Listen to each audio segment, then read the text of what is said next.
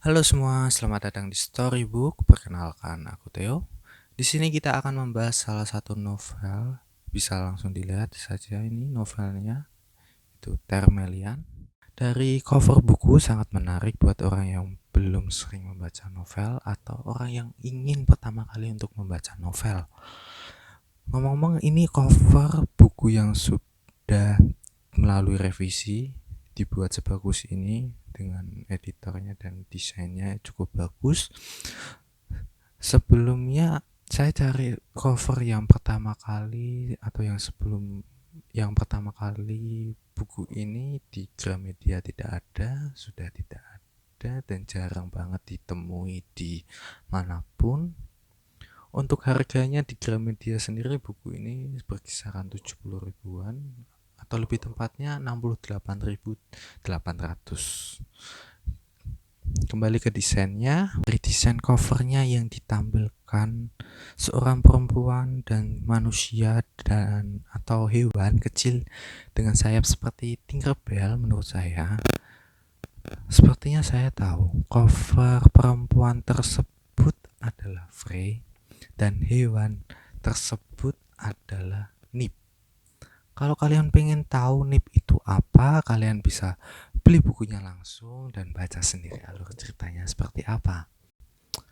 Untuk judul bukunya ini adalah Thermalian Revelation dan penulis bukunya adalah Shani MS dan penerbit bukunya adalah PT Elek Medi Komputindo. Diterbitkan pertama kali pada tahun 2011 dan mengalami revisi pada tahun 2016. Sinopsis dari cerita ini adalah Frey, seorang gadis pencuri, memulai perjalanan mencari harta legendaris yang diimpikan setiap pencuri. Paladin, seorang satria Elfar, menjalankan misi rahasia untuk mengembalikan kejayaan bangsanya. Takdir menemukan keduanya ketika Frey mencuri amulet penting yang dibutuhkan Paladin untuk menuntaskan misinya. Masa lalu mereka pun terkuak dan sekarang mereka harus berhadapan sebagai musuh. Menurut pendapat saya untuk sinopsis Paladin, ketika saya membacanya, penggambarannya berbeda dari sinopsisnya. Menurut saya, malah Paladin itu berambisi untuk mengembalikan kejayaan bangsanya. Kalau menjalankan misi rahasia itu sebenarnya nggak salah sih, cuma pemahaman aja yang setiap orang berbeda. Menurut saya dengan kata menjalankan misi rahasia yang artinya Paladin seakan-akan itu disuruh oleh petinggi-petinggi bangsa Elfar untuk mengembalikan kejayaan bangsanya tanpa sepengetahuan bangsa manusia dan bangsa Drake tentunya. Sedangkan setelah saya baca dan sampai akhir, menurut saya Paladin itu nggak disuruh buat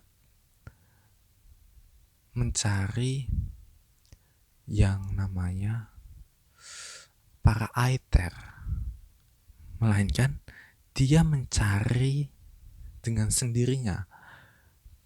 Dia berinisiatif sendiri mau mengembalikan kejayaan bangsanya karena ada suatu kutipan dan di situ ada suatu flashback yang menceritakan Paladin ingin mengembalikan bangsanya dan dia telah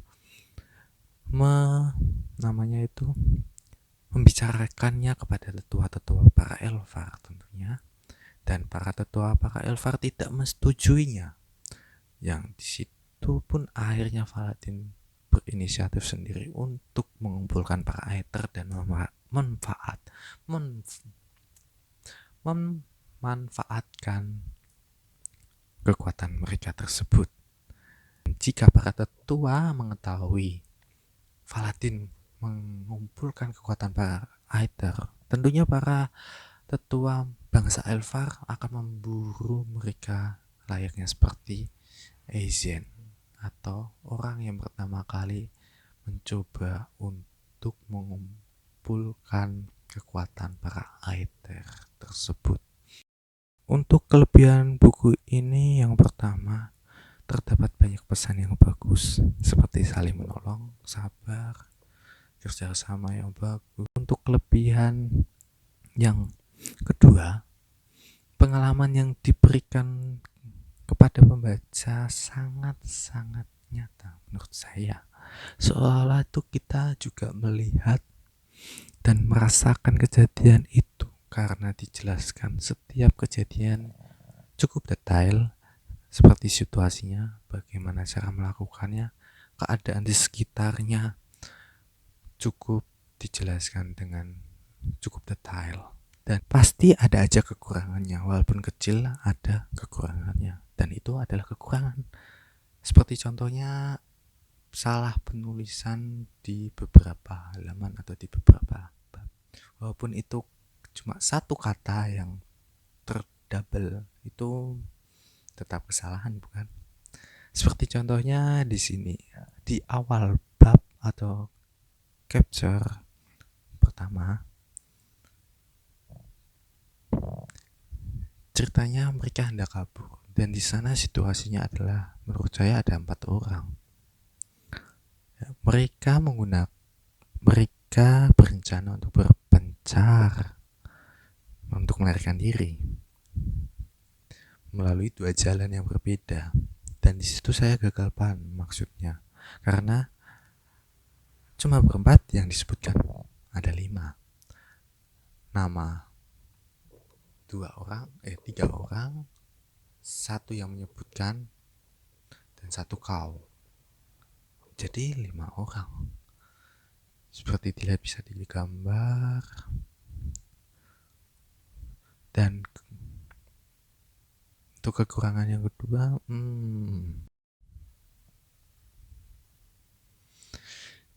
untuk kekurangan yang kedua itu tidak ada, karena novel tersebut sudah bagus, sudah mengalami revisi pada tahun 2016, dan saat ini dan setelah revisi sudah mengalami 8 kali. Dan novel ini pasti banyak peminatnya karena sudah dicetak 8 kali dari tahun 2016, 17, 18, 19, dan paling banyak di tahun 2016. Lalu untuk pengalaman saya saat membaca, ada beberapa momen yang menurut saya pribadi itu bagus. Contohnya saat di bab ujian Fortress dan bab ujian Vulcanus, di mana saat Faladin menyelamatkan Aizen atau Aizen membantu Faladin, atau sebaliknya seperti itu. Dan mereka berdua itu persis pasangan yang cukup serasi, dan Aizen itu sifatnya yang jual mahal, bikin kita greget kadang-kadang. Kenapa sih harus begitu? Sikap yang keras kepala, sombong menurutku, dan sikap Faladin yang berkepala dingin bisa meluluhkan si Aizen ini dengan mudah. Cukup unik saja gitu melihat mereka berdua. Dan ada lagi momen dimana yang cukup mengharukan di saat Frey hendak berpisah dengan kelompoknya untuk mencari cara membuat jubah legendaris yang diidam-idamkan Frey. Wow, penggambarannya itu sangat bagus, situasinya yang dibangun cukup bisa menyentuh hati. Untuk yang pertama kali baca mungkin wow gitu ya, wow banget itu momen. Dan momen yang terakhir, dan untuk momen-momen yang bagus sebenarnya sangat banyak, cukup menarik semua untuk diceritakan, bisa panjang untuk durasinya.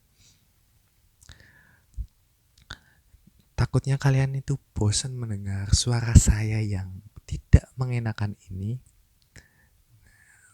dan semoga kalian menikmati apa yang saya ceritakan menurut pengalaman saya. Bagaimana menurut kalian dengan novel ini? Bisa dibagikan di kolom komentar. Dan yang belum membaca novel ini, mungkin menarik minat baca kalian tidak untuk membaca novel ini? Bisa ditulis juga di kolom komentar. Dan sampai di sini pembahasan kali ini. Jangan lupa tekan like jika kalian suka video ini dan komen. Sampai berjumpa di video selanjutnya. God bless you. Bye bye.